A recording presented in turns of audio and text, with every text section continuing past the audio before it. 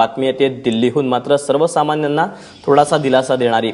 नोटाबंदीनंतर नोकरदारांसोबत सर्वसामान्य नागरिकांना आरबीआयने मोठा दिलासा दिलाय, कारण आजपासून तुम्ही तुमच्या बँक खात्यातून कितीही रक्कम काढू शकता। त्यामुळे ऐन महिना अखेरीस नोकरदारांना मोठा दिलासा मिळाला आहे।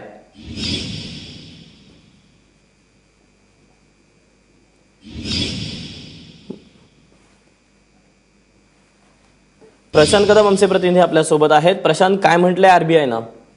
दीपक, नोटबंदीला आता जवळपास 20 दिवस झालेले आहेत आणि 20 दिवसानंतर सरकारनं जी रक्कम तुम्ही बँकेत डिपॉझिट करताय ती विड्रॉ करण्याची लिमिट जी आहे ती काढलेली आहे। पण अर्थात ही काढताना काही अटी घातलेल्या आहेत आणि त्या अटी थोड्याशा किचकट आहेत। म्हणजे जी आता माहिती आपल्याला कळते त्याच्यानुसार ज्या नवीन नोटा तुम्ही जमा कराल, म्हणजे आता ज्या कायदेशीर आहेत नोटा, त्या नोटा जितक्या तुम्ही जमा कराल बँकेमध्ये रक्कम, ती अमाऊंट तुम्हाला काढता येणार आहे। जुन्या नोटांमध्ये जर अमाऊंट तुम्ही जमा केलेली असेल तर जी जुनी अट आहे 24,000 रुपयांची, तर ती कायमच राहणार आहे। म्हणजे नव्या नोटांमधली कॅश जर तुम्ही आता डिपॉझिट केली बँकांमध्ये 500 आणि 1000च्या, तर ते लिगल टेंडर जितक्या प्रमाणात तुम्हाला काढायचे ते तुम्ही काढू शकता। मात्र जुन्या नोटांवरची जी अट आहे ती कायम आहे। त्यामुळे थोडासा किचकट अशा पद्धतीचा हा निर्णय आहे। पण अर्थात जे लोक नवीन कॅश जे आहे ते डिपॉझिट करायला कचरत होते, आपल्याकडेच ठेवत होते, त्यांना आता याच्यामुळे थोडासा दिलासा मिळेल। कारण जे सतत रोखीचे व्यवहार करत असतात, ज्यांना सतत बँकेतून कॅश काढावी लागते, त्यांना कुठेतरी बँकामध्ये कॅश डिपॉझिट करण्यासाठी चालना मिळावी, यासाठी आरबीआयनं हा निर्णय घेतल्याचं कळतं आहे। थोडासा निश्चितच प्रशांत, याला जोडून एक आणखीन प्रश्न विचारायचा आहे, तो म्हणजे की नोटाबंदीच्या अगोदर म्हणजे 8 नोव्हेंबरच्या अगोदर जी रक्कम डिपॉझिट असेल त्याबद्दल, ती रक्कम काढण्याबद्दल काय निर्देश देण्यात आलेत? दीपक, हॅलो प्रशांत, माझा आवाज पोहोचतोय? हा प्रशांत, 8 नोव्हेंबरच्या अगोदर म्हणजे नोटाबंदीचा निर्णय होण्याच्या अगोदर जी रक्कम खात्यामध्ये डिपॉझिट असेल त्याबद्दल, ती रक्कम काढण्याबद्दल काही निर्देश देण्यात आलेत? दीपक, जी आधीची रक्कम आहे त्याच्यावरतीच अनलिमिटेड इतकी कितीही प्रमाणात तुम्ही काढू शकणार आहात। पण जे नवीन लिगल टेंडर आहे त्याच्यातल्या नोटेसंदर्भातले हे निर्देश आहेत असं सध्या तरी आपल्याला म्हणता येईल। प्रशांत, धन्यवाद दिलेल्या माहितीबद्दल। आणि यानंतर इतरही बातम्यांचा घेऊयात सुपरफास्ट आढावा। देशभरातल्या बँकांमध्ये 27 नोव्हेंबरपर्यंत 33,948 कोटी रुपयांच्या जुन्या नोटा बदलण्यात आल्याची माहिती रिझर्व्ह बँक ऑफ इंडियानं दिली आहे। तर 8,11,033 कोटी रुपयांची रक्कम बँकांमध्ये जमा करण्यात आली आहे। नोटबंदीच्या घोषणेनंतर ग्राहकांनी बँकेतून काढलेल्या रकमेची माहिती आरबीआयनं दिली आहे। गेल्या 20 दिवसात देशभरातल्या बँकांमधून 2,16,617 कोटी रुपयांची रक्कम काढण्यात आली। दरम्यान 30 डिसेंबरपर्यंत लोकांना 500च्या जुन्या नोटा महत्त्वाच्या सेवांसाठी वापरता येणार आहेत।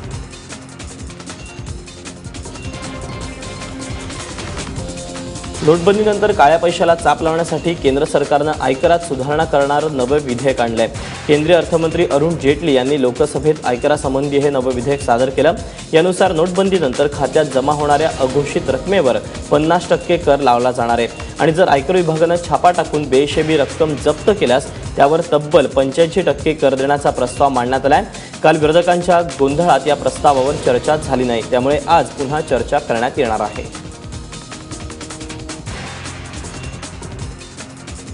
या विधेयकातील प्रस्तावित तरतुदी काय, तर बँकेत जमा होणाऱ्या बेहिशेबी रकमेवर 50% कर लावण्याचा प्रस्ताव आहे।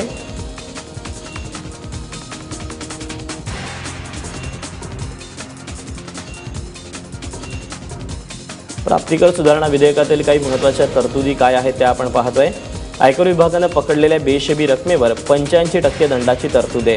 काळा पैसा धारकांकडून 75% कर वसूल करण्यात येणार आहे, सोबतच 10% दंडाची वसुलीही केली जाईल। बेहिशेबी संपत्ती जाहीर करणाऱ्यांचं नाव उघड केलं जाणार नाही। यासोबतच जाहीर रकमेतील 25% रकमेचा गरीब कल्याण योजनेच्या निधीत समावेश करण्यात येईल।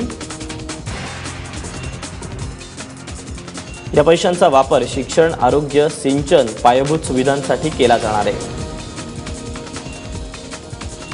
पुढील 4 वर्षांसाठी हे पैसे या योजनेसाठी वापरले जातील। यानंतर बातमी आहे पंजाबमधून। पंजाबच्या नाभा तुरुंगातून पळालेला दहशतवादी आणि खलिस्तानचा समर्थक हरमिंदर सिंग मिंटू याला दिल्लीत अटक करण्यात आली. पंजाब पोलीस आणि दिल्ली पोलिसांच्या संयुक्त कारवाईत दिल्लीच्या हजरत निजामुद्दीन रेल्वे स्थानकावरून मिंटूला ताब्यात घेण्यात आलं. दिल्लीहून पनवेल आणि तिथून गोव्याला पळून जाण्याची त्याची योजना असल्याची माहिती मिळते.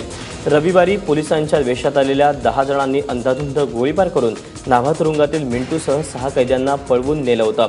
या हल्ल्याचा मास्टरमाइंड असलेल्या परमिंदर सिंगला रविवारी संध्याकाळीच उत्तर प्रदेशातल्या शामलीमधून अटक करण्यात आली. आणि आता एक धक्कादायक बातमी. पंजाबमध्ये एका टॅक्सी ड्रायव्हरच्या बँक खात्यात तब्बल 9,800 कोटी रुपये जमा झालेत. बर्नाळाच्या स्टेट बँक ऑफ पटियालाच्या ब्रांचनं चुकून ही गलेगठ्ठ रक्कम हरपाल सिंगच्या खात्यात जमा केली. मात्र घोडचुकीची जाणीव होताच तात्काळ दुसऱ्या दिवशी ही रक्कम पुन्हा काढून घेण्यात आली. मात्र यावर स्पष्टीकरण देताना स्टेट बँक ऑफ पटियालाच्या अधिकाऱ्यांनी नाकी दम आणला. मात्र इन्कम टॅक्स विभागानं हे प्रकरण गांभीर्यानं घेतलं असून या प्रकरणी चौकशी सुरू केली आहे. मात्र सर्वात कडी म्हणजे नजरचुकीनं रक्कम जमा झालेलं हरपाल सिंगचं हे जनधन अकाउंट होतं. त्यामुळे आता त्याला एका दिवसाच्या रकमेवरचं व्याज मिळणार का, हा सर्वात मोठा प्रश्न आहे. कारण या रकमेचं एका दिवसाचं व्याज तब्बल 4 कोटी इतकं आहे.